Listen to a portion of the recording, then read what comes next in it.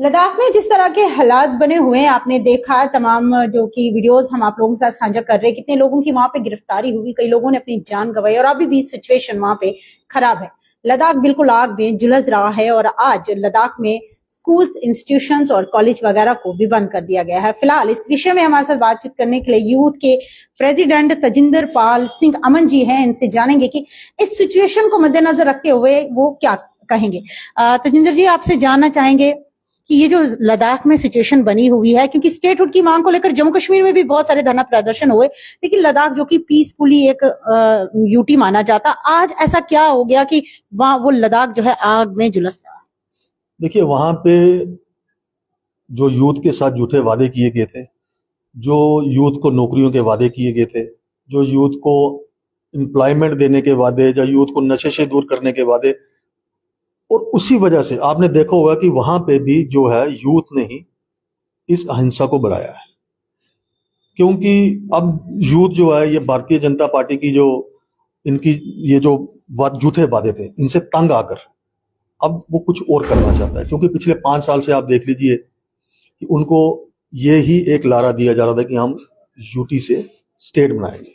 But मैं आपको ये चीज बता देना चाहता हूँ कि जब स्टेट से यूटी बना था, तब भी लद्दाख के लोगों ने बड़ी खुशियां मनाई थी कि वो ये चाहते थे कि यूटी बने, और उनको ये आश्वासन था कि शायद यूटी में आकर जो हमारे मसले मसाइल हैं वो हल होंगे, जो यूथ जो परेशान है शायद वो हल होगा।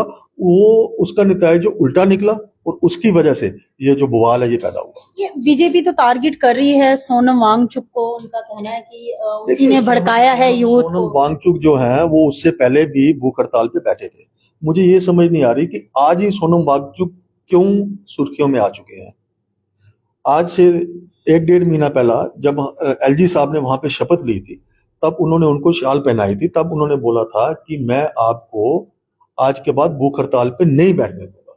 और ऐसा क्या हो गया कि अचानक से वो भूख हड़ताल पे बैठ गए, और अचानक से ही अब उनके ऊपर फंडिंग का भी आरोप लग रहा है, अब उनके ऊपर एंटी नेशनलिस्ट का भी आरोप लग रहा है।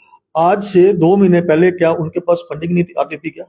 तब उनके अकाउंट क्यों नहीं चेक हुए? जब उससे पहले वो वहां पे भूख हड़ताल पे बैठे थे, तब अचानक थोड़ी ना कि आज ही प्रोटेस्ट हुआ तो आज ही फंडिंग आनी शुरू होगी। ये कहीं ना कहीं एक साजिश है उनको भी बदनाम करने की। क्योंकि शायद आपने कल भी फारूक साहब का इंटरव्यू सुना होगा, जिसमें उन्होंने बोला कि जो वांगचुक है ये गांधी के दिखाए हुए रास्ते पे चलने वाले हैं। इन्होंने एक पैदल यात्रा यहाँ से शुरू की थी दिल्ली तक, और उस बंदे को कहीं ना कहीं इस चीज में लपेट कर बदनाम करने की कोशिश की जा रही है। लेकिन अब इस तरह की जो मांग है स्टेटहुड को लेकर, जम्मू कश्मीर के लोग भी चाहते हैं कि स्टेटहुड वापस मिलना चाहिए। और हालांकि अगर मैं पार्टियों की बात करूं तो पार्टियों ने वोट भी यही बात कहकर लिए हैं कि स्टेटहुड जो हमारा दर्जा स्टेट का वो हमें वापस दिया जाएगा। देखिए, अभी तक जम्मू कश्मीर के लोगों को तो खाली लॉलीपॉप दिया जा रहा है स्टेटहुड के नाम पे। ये मुझे स्टेटहुड देने से क्यों कतरा रही है? क्योंकि भाजपा ने ही वादा किया था, हमारे माननीय प्रधानमंत्री साहब ने जब जम्मू का दौरा किया, अमित शाह जी ने जब जम्मू का दौरा किया इलेक्शन से पहले, उन्होंने बोला कि जैसे ही इलेक्शन होगी हम उसके तुरंत बाद आपको स्टेटहुड वापस दे देंगे। अगर आप यही प्रश्न आप भारतीय जनता पार्टी के किसी भी लीडर से पूछोगे, वो बोलेंगे जी समय आने पे हम दे देंगे। वो समय कब आएगा? हम उनसे पूछना चाहते हैं, मैं भारतीय जनता पार्टी के लीडरों से पूछना चाहता हूँ कि वो समय कब आएगा। अगर आप इतनी बड़ी बड़ी बातें करते हो, अब आप ये चीज बोलते हो कि जम्मू कश्मीर में अब सब कुछ ठीक हो चुका है, नया जम्मू कश्मीर बन चुका है। अब नया जम्मू कश्मीर बन चुका है तो अपने वादे पे खरा उतरिए। अब स्टेटहुड क्यों, उसमें क्या दिक्कत और क्या परेशानी है? स्टेटहुड से क्या हो जाएगा?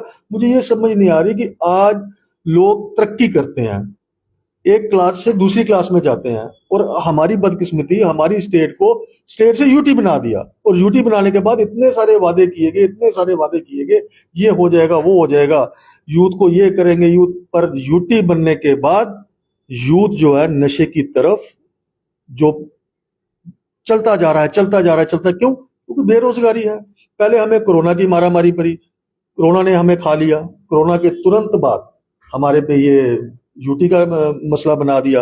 कुछ लोगों को कोरोना ने बेघर कर दिया, कुछ यूटी ने कर दिया। यहाँ पे नौकरियों के वादे हुए, नौकरियां तो मिली नहीं। चलो अब देखते हैं। सर, आज भी जम्मू में प्रदर्शन हो रहे हैं नौकरियों को लेकर, आज भी यूथ सड़कों पर ही है और आधा यूथ तो जा चुका नशे की लत में। वो मतलब बैठ चुका है। और बाकी जो यूथ है, वो जो पढ़ा लिखा नौजवान है, वो सड़कों पर है, लगातार जम्मू में धरना प्रदर्शन हो रहे। पहले ये इस तरह की सिचुएशन हमने बांग्लादेश में देखी, फिर नेपाल में देखी, और अब लद्दाख तो पीसफुली शहर है। अब क्या लगता है कि जम्मू के लोग भी धरना प्रदर्शन कर रहे हैं अपनी इस मांगों को लेकर? देखिए, इस तरह का माहौल अगर बने रहेगा तो क्या होगा? अगर देखिए, इस टाइम सेंटर में सरकार भारतीय जनता पार्टी की है। भारतीय जनता पार्टी को ये चीज देखनी चाहिए कि लोग इस टाइम अपने हक और हकूक के लिए सड़कों पर आ रहे हैं, पर उसमें कमी क्यों? उस चीज को क्यों नहीं माना जा रहा? दिख नहीं रहा ना सर, उनको दिख ही नहीं रहा है। नहीं, मीडिया का फर्ज है उनको दिखाना। हम दिखा रहे हैं ना, वो तो हम दिखाना चाहते हैं पर मिलते ही नहीं है। फिर वो आंखें क्यों बंद करते हैं? आप शायद अगर मीडिया को फेस नहीं करना चाहते। नहीं, फिर मीडिया को फेस नहीं करना चाहते, फिर इसका मतलब उनके अंदर कोई कमजोरी है, फिर किसी न किसी चीज से घबरा रहे हैं। उनको फेस करना पड़ेगा। लोगों ने उनको चुन के भेजा, लोगों ने उनको वोट डाली है, इसलिए नहीं भेजा था। जाओ और उसी बात पे टिप्पणी करो जिसका कोई वजूद नहीं है। अब कोई काम कर रहा है, आप उस काम को बोलो जी ये काम नहीं हो रहा, तो फिर उसके बाद जब आपसे प्रश्न पूछा जाए तो आप भागो। ये कोई इस चीज का मसला ये ऐसे हल नहीं होगा। अगर आपको लगता है कि ठीक है जी, निर्धारित समय आएगा, ये बता दीजिए ना कब आएगा। जम्मू बिल्कुल पीसफुल हो चुका है, कश्मीर पीसफुल हो चुका है, हर एक जगह पे बिल्कुल शांतिपूर्वक माहौल है, टूरिस्ट आ रहा है, सब कुछ हो रहा है। फिर परेशानी कहाँ पे है? फिर क्यों ऐसा क्यों? लद्दाख में हमने देखा युवक जो है, युक्तियां भी वहां पे पत्थरबाजी करी, और पहली बार शायद कार्यालय में आग लगाई गई है। और ये सब एलजी, ये जब कविंदर गुप्ता जी बने वहां के एलजी, उसके बाद ही शायद ये देखने को मिल रहा है। नहीं, मैं ये चीज तो नहीं बोलूंगा। आपने बोला युवक और युवतियां, देखो युवतियों को भी तो रोजगार चाहिए। आप भी तो एक फीमेल हो, आपको क्या रोजगार नहीं चाहिए? बिल्कुल चाहिए। तो फिर अगर आप पढ़े लिखे हो, अगर आपको कोई नौकरी नहीं मिलेगी, कुछ नहीं मिलेगा, आप क्या करोगे? कब तक? दिन बर दिन हमारी एज बढ़ती जा रही है। तो अगर अभी भी हमें अगर नौकरी ना मिली, अभी भी हमें कोई रोजगार ना मिला, कब तक हम इस तरह जिएंगे? मेन मकसद ये है, इतना पढ़ा लिखा होने के बावजूद भी अगर किसी युवक या युवती को कोई जॉब ना मिले या कुछ ना हो, उसने तो सड़क पे आना ही है। इस चीज को भारतीय जनता पार्टी को देखना पड़ेगा, अपनी आंखें खोलनी पड़ेगी, मीडिया को सुनना पड़ेगा, ना कि मीडिया को इग्नोर करना पड़ेगा। मीडिया को सिर्फ ऐड देने से या मीडिया के अंदर अपनी फोटो लगवाने से कुछ नहीं होगा। ऑन ग्राउंड आओ, लोगों को हाल देखो, लोगों की मुश्किलात सुनो। और एनसी क्या करेगी इस चीज को लेकर? एनसी जो कर रही है, आप सबको पता है पिछले 10 महीने से एनसी ने क्या क्या नहीं किया। एनसी जितना हमारे से हो रहा है, हम उससे बढ़ चढ़कर ज्यादा कर रहे हैं। लद्दाख की जो सिचुएशन है उस चीज को लेकर अब क्या कुछ? देखिए, लद्दाख की सिचुएशन के लिए हमारे पार्टी प्रेसिडेंट जनाब डॉक्टर फारूक अब्दुल्ला साहब ने भी कल इंटरव्यू में बोला है। उसके बाद हमारे ऑनरेबल चीफ मिनिस्टर जनाब उमर अब्दुल्ला साहब ने भी इसके ऊपर ब्रीफ किया है। अब मेरे से ज्यादा अगर मेरे जो सीनियर्स हैं, मेरे लीडर हैं, उन्होंने इस बारे में आपको सब कुछ ब्रीफ करके बता दिया है। अब एनसी का क्या स्टैंड है वो आप सबको मीडिया के राही पता ही है। जो हमारी पार्टी हाईकमान का स्टैंड है वही हमारा स्टैंड।